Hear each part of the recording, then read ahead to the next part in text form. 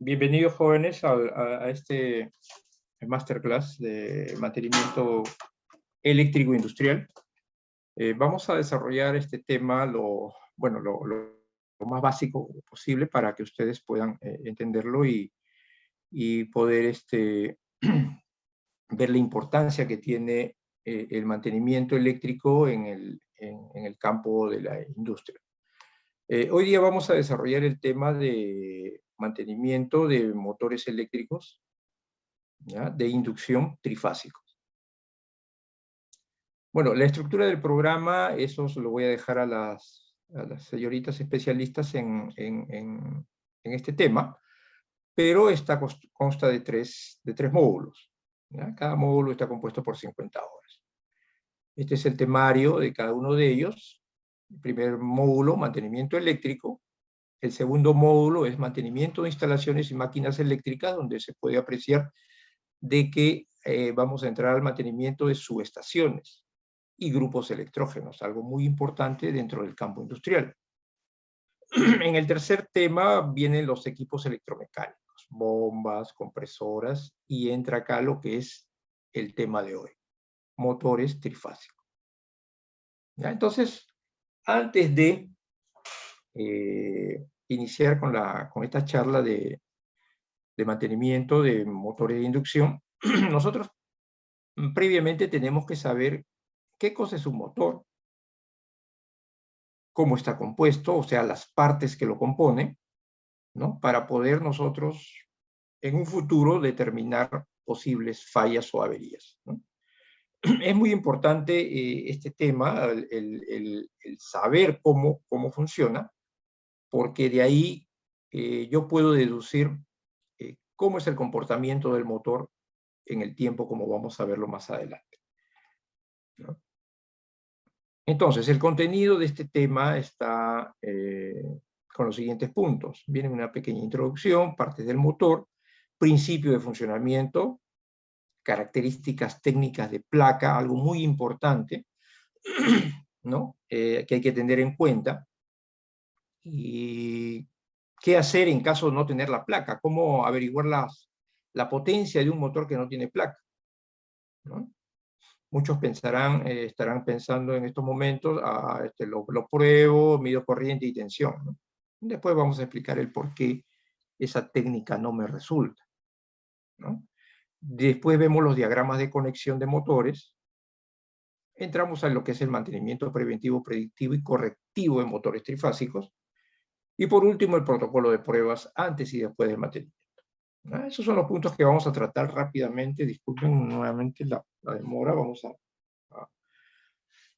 Hemos empezado 15 minutos después. Vamos a recuperar ese tiempo perdido, ¿no? Entonces, viene la introducción. Un motor eléctrico, ustedes que están en el campo industrial, ustedes saben que en toda empresa siempre tiene necesariamente que haber un motor, ¿no? Entonces, muchas veces se descuida el mantenimiento que se le da a este equipo, ¿no? Este equipo es de vital importancia en algunas empresas para el proceso productivo, ya que si esta máquina para, pues de repente para todo un proceso, ¿no? Entonces, el motor eléctrico, ¿no?, es una máquina que me transforma energía eléctrica en energía mecánica. Esa es la definición más simple que puede haber. Las partes de un motor. ¿Cómo está compuesto un motor? ¿No? Está compuesto básicamente, tiene muchas partes, pero básicamente está compuesto por estas dos partes importantes. El estator, que está compuesto por un devanado trifásico, ¿no?, o bobinas trifásicas distribuidas en ranuras a 120 grados. Después tenemos el rotor, y el más común, el más comercial, es el rotor jaula de ardilla, ¿no? Su mantenimiento es bastante básico, pero muy importante. Este es el estator, donde van alojadas las bobinas y que están distribuidas 120 grados. Y este es el rotor. Este es el rotor, ¿no? Este rotor, ¿no?, está compuesto por barras de aluminio, estas barras cruzadas, ¿no?, y se le llama en cortocircuito, también se le llama este rotor jaula de ardilla o rotor en cortocircuito porque estas barras cortocircuitan a estas dos chapas que tenemos acá, ¿no? Más adelante vamos a verlo ya en despiece para que ustedes puedan apreciar. Este es un rotor en cortocircuito. Las chapas son de acero, pero acero al silicio, ¿no? Tanto en el estator como en el rotor se utilizan chapas de acero al silicio, con un porcentaje de silicio, ¿no? El silicio es un material que a mí me permite, ¿no?, la formación del campo magnético, además de poseer otras características como su baja resistencia y alto poder coercitivo.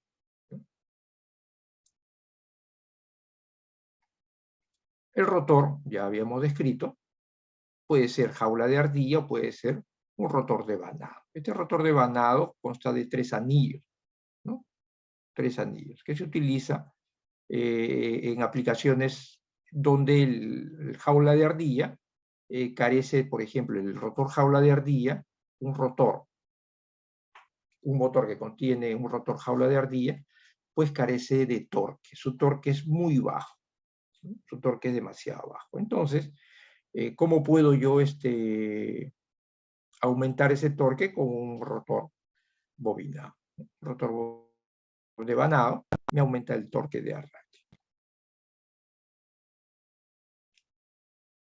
Esto está compuesto, tanto el rotor como el estator están compuestos por estas chapas. Son placas que van embutidas, ¿no? O sea, van juntas y son embutidas. Acá se pueden ver los anillos en cortocircuito.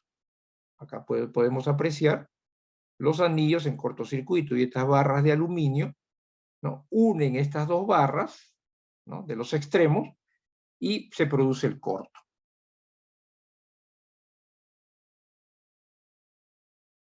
Se le llama jaula de ardilla porque si yo quito todas esas placas, todas estas chapas, pues se asemeja a una jaula de ardilla. Es por eso el nombre. El estator está compuesto por el bobinado, como ya habíamos nosotros comentado, que están distribuidos 120 grados, ¿no? Es donde se forma el flujo magnético, ¿no? Yo al energizar las bobinas, por las bobinas van a circular corriente que me van a generar un campo magnético giratorio, ¿no? Es por eso que acá en esta toma podemos apreciar que se ha energizado el estator, pero miren, si yo pongo un pequeño rotorcito, este rotor se va a mover. Se va a mover por influencia del campo magnético que se ha generado en el interior. El estator, como le decía, está también elaborado por chapas de acero al silicio. Estas son las partes principales o un despiece completo del motor, ¿no?, donde las partes principales, ya lo habíamos mencionado, es el estator, el rotor. Otra parte de vital importancia es el rodamiento, que vamos a hablar más adelante en el mantenimiento mecánico. El eje también, cómo reparar un eje, ¿no?, un eje que a veces ya está muy desgastado, que se estila en los talleres, ¿no?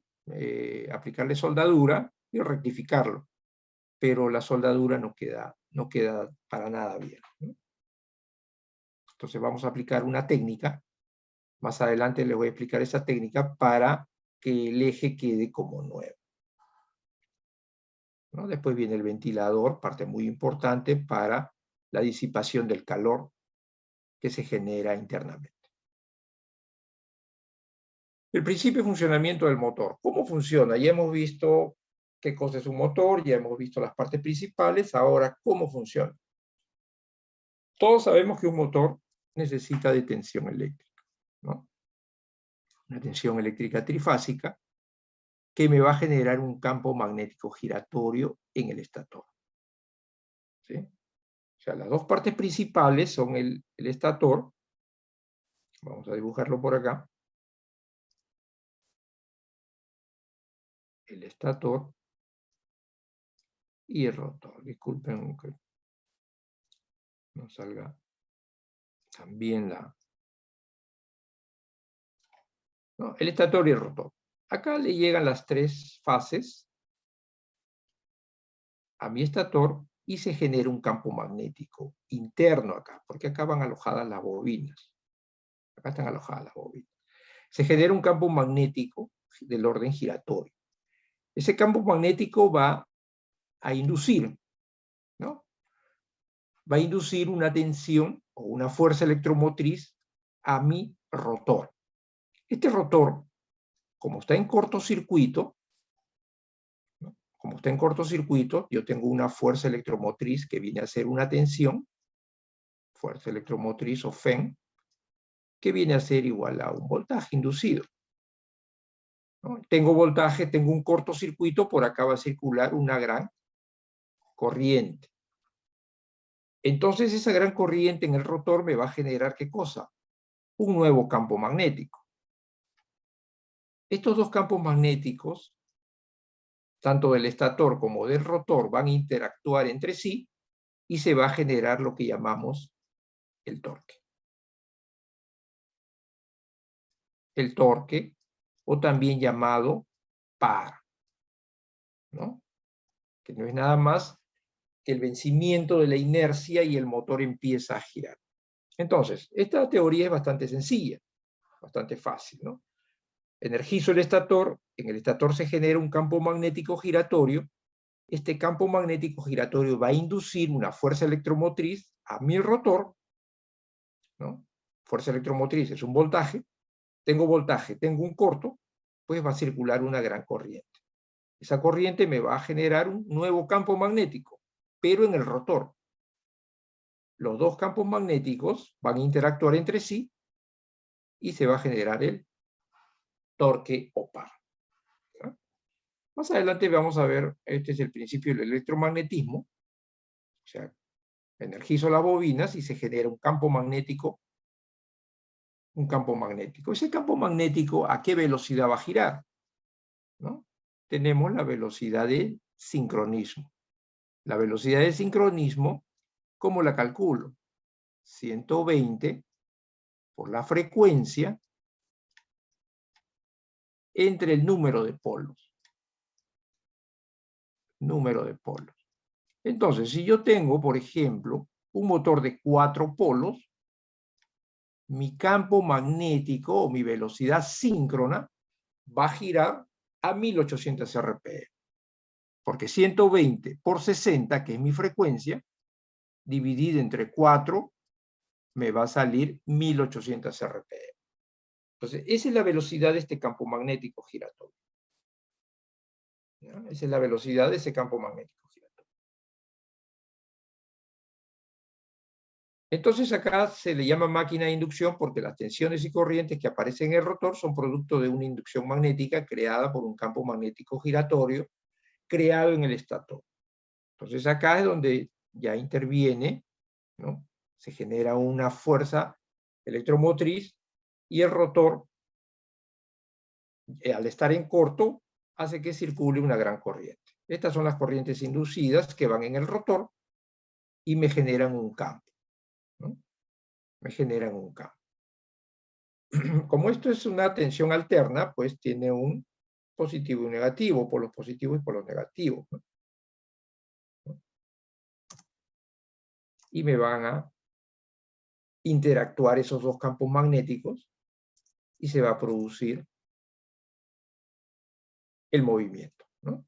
Esta es la velocidad síncrona. Acá esta velocidad síncrona, de repente ustedes la encuentran en algún texto, 60 por frecuencia, y yo le dije que era 120, ¿no? Pueden usar cualquiera de las fórmulas,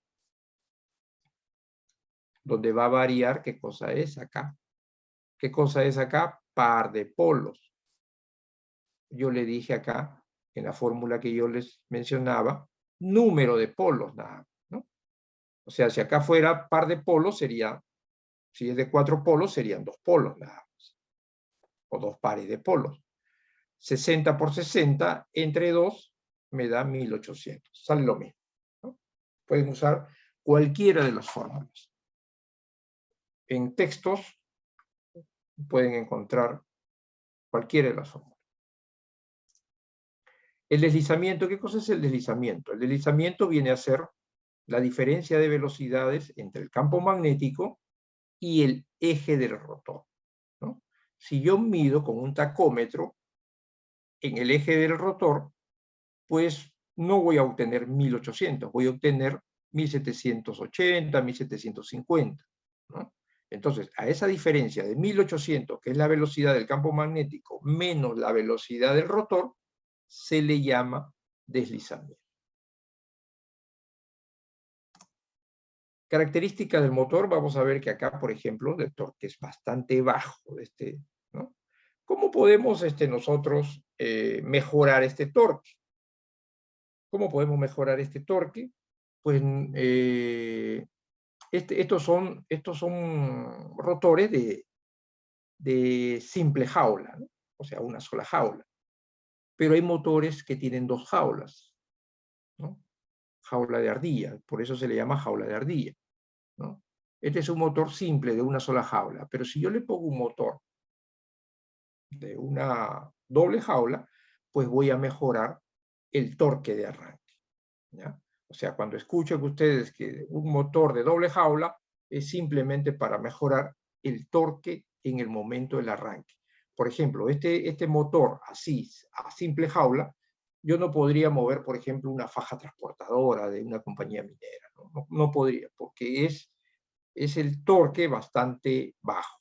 Es por eso que esos motores, para mover esas fajas, se le adiciona un reductor de velocidad. El reductor de velocidad, al bajar su velocidad, lo que aumenta es el torque, ¿no? Por sí solo no podría mover. Se necesitaría un motor de doble jaula. Acá ya está en diagrama de, digamos, de bloques, cómo es el funcionamiento en sí, ¿no? El motor está compuesto por un estator y un rotor.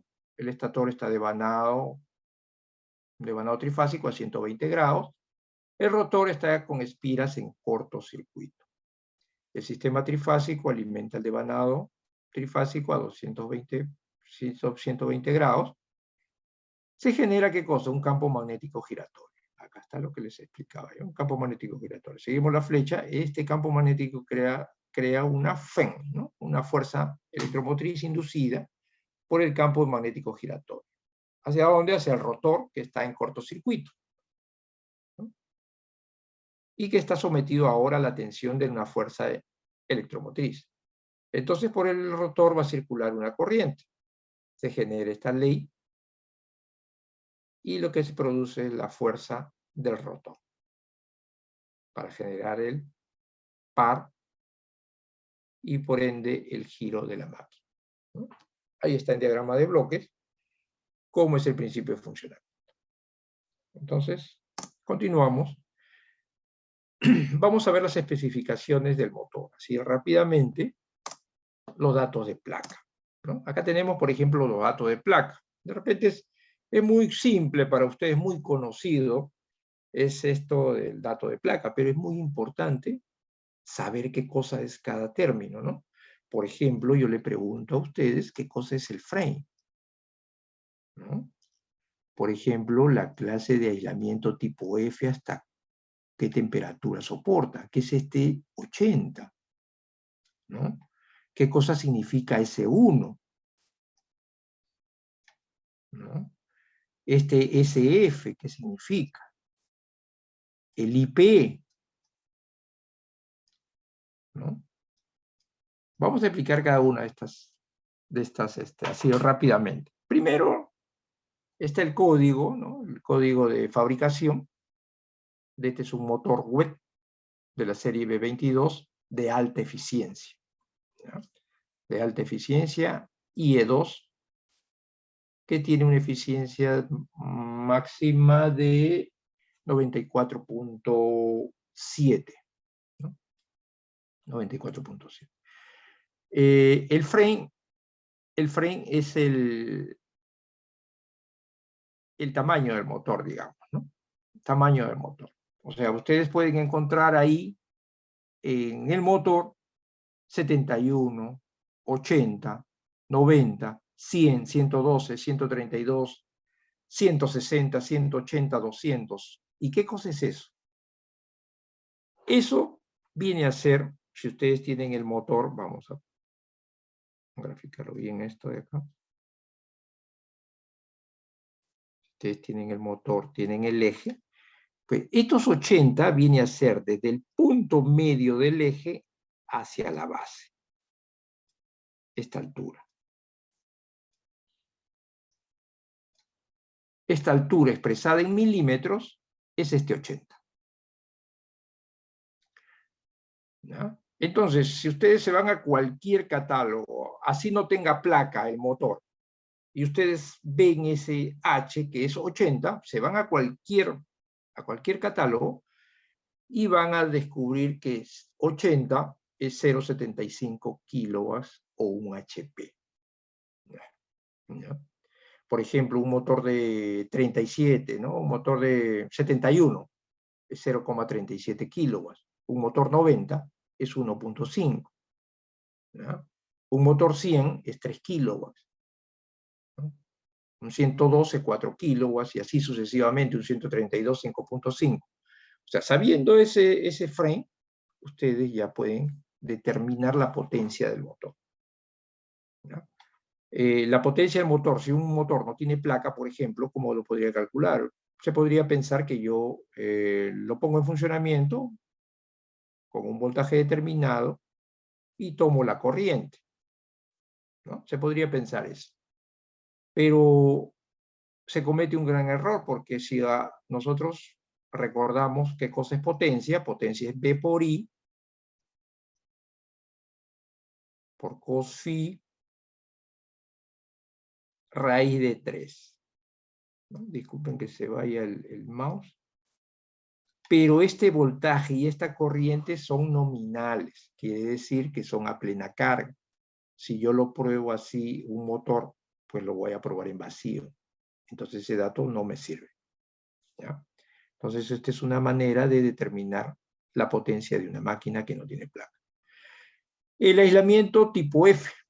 El aislamiento tipo F me soporta hasta 155 grados centígrados. O sea, el bobinado de este motor me soporta hasta 155 grados centígrados. 40, temperatura ambiente. Y este delta T, es 80 grados más.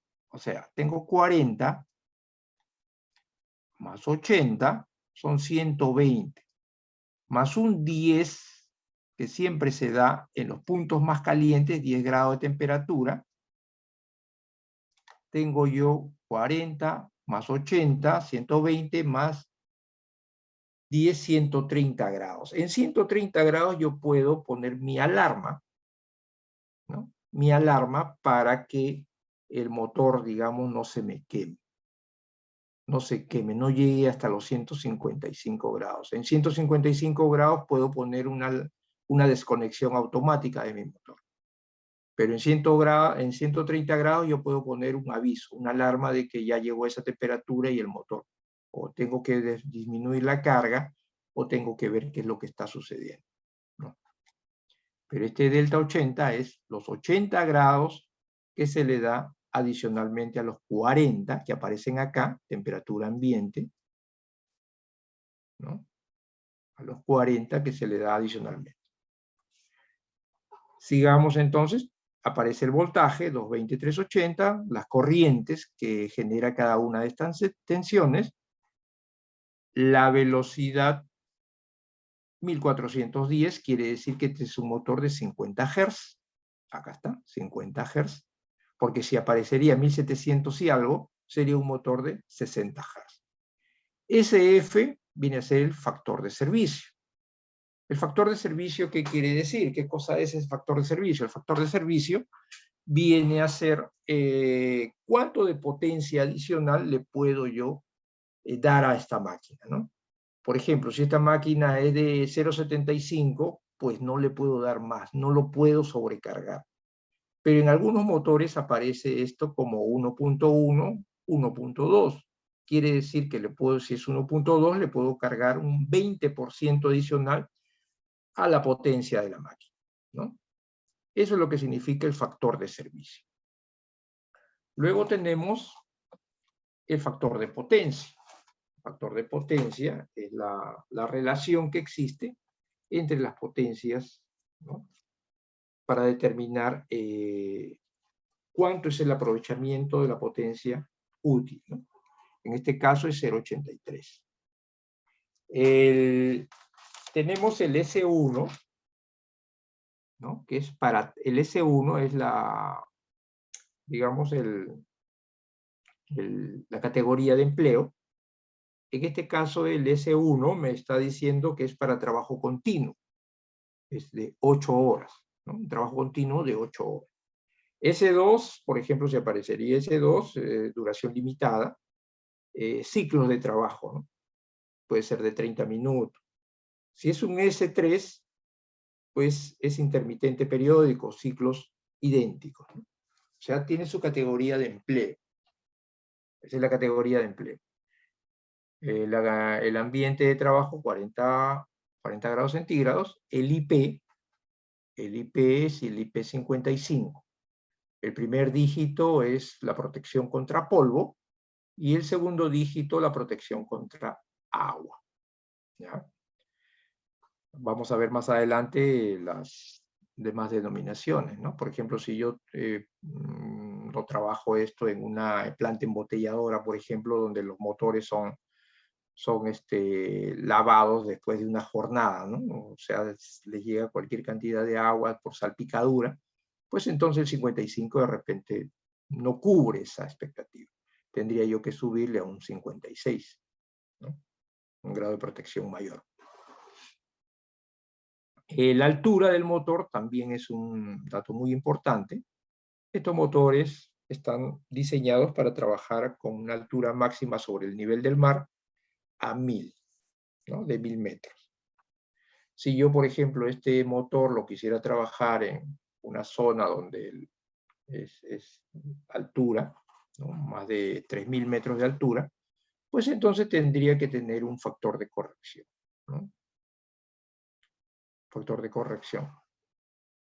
Porque en altura voy a perder potencia. Después tenemos acá en esta placa cómo es la conexión triángulo para 220 voltios y conexión estrella para 380. En esta placa también me indica los tipos de rodamiento que utiliza este motor, ¿no? El 6204 WZ, en la parte, digamos, donde sobresale el eje, la parte delantera, en la parte trasera aparece el 6203. 6, todo rodamiento que empiece con 6 es rodamiento de bolas, ¿no? Aparece también el peso 18 kilos. En algunas placas aparece el tiempo de relubricación de estos rodamientos, que vamos a ver más adelante. Estos son los datos principales de una placa característica, ¿no? Aparece la tensión y corriente, aparece la velocidad, el deslizamiento, el factor de servicio, que ya lo expliqué, que por ejemplo en este caso es 1,15, quiere decir que tengo un 15% adicional, ¿no? Para poder yo sobrecargar mi motor, ¿no? Sin ningún problema. Clase de aislamiento. Profesor Edgardo, disculpe unos minutos, a ver si podemos ir avanzando un poquito rápido porque nos queda muy poco tiempo y para que los que están conectados puedan también tener conocimiento sobre el programa que Ya, está perfecto. próximo a iniciar. Sí, muchísimas gracias, profesor. Perfecto.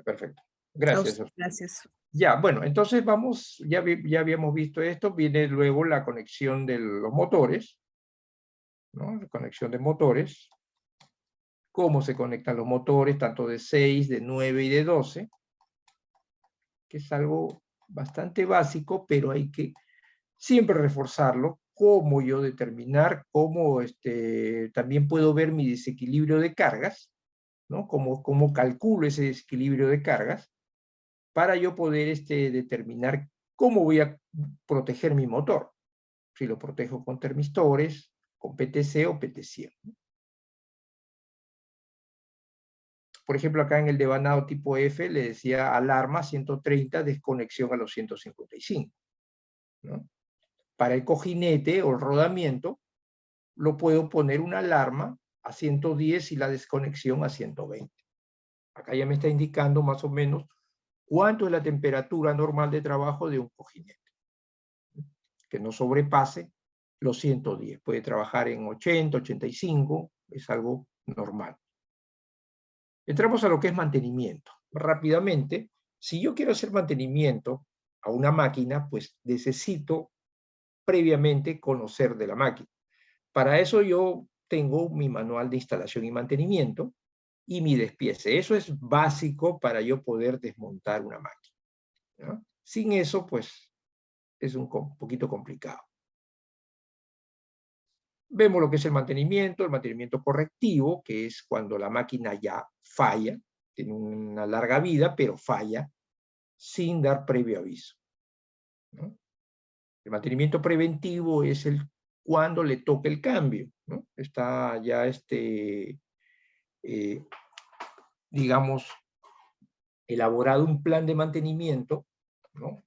Ya sea por horas de servicio o por el recorrido de la máquina. Y el predictivo es cómo está funcionando el equipo, es basado en la función de cómo está trabajando el equipo, ¿no? Es un mantenimiento que es el más utilizado hoy en día, pues me garantiza que la máquina no va a fallar. El preventivo también me garantiza, pero es un mantenimiento que es muy caro en el tiempo, debido a que se pueden cambiar piezas como rodamientos, por ejemplo, que todavía están en buen estado, ¿no? Entonces, si yo hago un predictivo y monitoreo la vibración, pues yo determino en qué momento lo puedo cambiar, ¿no? Esa es la diferencia entre un preventivo y un predictivo. Acá está descrito básicamente cómo es cada uno de los mantenimientos y entramos a las pruebas al mantenimiento eléctrico, las pruebas principales. Muchas veces nosotros tenemos esto nomás estos equipos en el taller de mantenimiento, una pinza perimétrica y un multitester. Pues con eso básicamente no podemos hacer nada para elaborar un buen plan de mantenimiento, ¿no? Nosotros necesitamos como mínimo, un miliomímetro o un micromímetro y un medidor de aislamiento, ¿no? Este instrumento que vemos acá es un instrumento bastante sofisticado que luego lo voy a explicar cuál es su función. Dentro de las pruebas que se le tiene que realizar sí o sí a un motor, son estas 5 pruebas, y todas van en orden descendente, ¿no? O sea, yo no puedo hacer primero la prueba del índice de polarización sin antes haber realizado la prueba de balance resistivo, o llamado también el método Kelvin, ¿no? Esa es la primera prueba, es el balance resistivo, es decir, quiero ver cómo están las resistencias de mi motor en ese momento que yo estoy haciendo el mantenimiento, ¿no? Luego viene la prueba de aislamiento, o el megado, ¿no? Que está respaldada por la IEEE 43. Luego viene el índice de polarización o índice de absorción, también que está respaldada por esa norma. Estas dos últimas pruebas ya se realiza con un equipo más sofisticado, el que vimos acá, el Baker DX de SKF, ¿no? ¿Y qué me va a medir esas pruebas? Me va a medir la prueba de high-pot o voltaje a pasos y la prueba surge o la prueba de impulso. Con un multitester, ya si es que no tengo un micromímetro y un megómetro, yo puedo realizar estas 3 primeras pruebas. Estas 3 primeras pruebas. Las otras 2 ya tengo que llevar el motor a un nivel de tensión mucho más elevado. Entonces vamos a ver en qué consiste cada una de estas pruebas. La prueba del balance resistivo, ¿no? Medición de resistencias, ¿no? Para ver en qué estado se encuentran dichas resistencias. Esta la hago yo con un micromímetro, ¿no? Un micromímetro. ¿Y por qué lo hago con un micromímetro y no lo hago con un simple multitester? Porque este equipo me da mayor precisión. Mayor precisión debido a qué, se preguntarán ustedes. Yo un multitester común y corriente, me va a medir, por ejemplo, la resistencia del bobinado, pero adicionalmente me va a medir, ¿qué cosa? La resistencia del cable. Entonces acá me va a dar la resistencia que yo quiero medir más la resistencia del cable. Y ya estoy tomando yo un dato erróneo, ¿no? Es por eso que se recomienda usar un micro-ohmímetro de 4 puntas. Acá yo ya tengo una fuente de corriente incorporada que va a reducir ese efecto, ¿no? Entonces, esta es la prueba básica, ¿no? Que se le hace ya en campo, digamos, yo puedo hacer esta prueba sin necesidad de desconectar el motor, ¿no? Voy mirando fase por fase. Voy poniendo esta resistencia